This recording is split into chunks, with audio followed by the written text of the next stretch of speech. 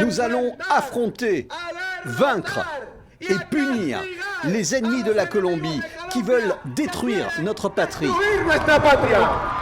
Derrière une vitre pare-balles, devant des milliers de partisans, le candidat Abelardo de la Espriella célèbre une première victoire. Le candidat d'extrême droite a réussi son pari.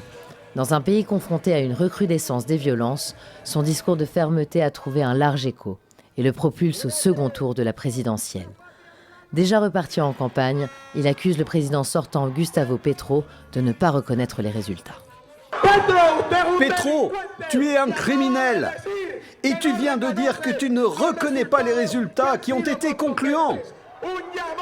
Ceci est un appel aux forces de sécurité publique, à l'armée de la nation, pour qu'elles activent le mécanisme constitutionnel au cas où ce misérable criminel drogué tenterait de mépriser la volonté du peuple colombien. Les sondages donnaient pourtant l'héritier du président sortant favori de ce premier tour. Arrivé deuxième avec un peu plus de 40% des suffrages, le sénateur et philosophe Iván Cepeda met en garde. L'ampleur, les avancées et les réalisations de notre gouvernement dans le domaine social seront réduites à néant sous une éventuelle administration dirigée par M. de la Espriella.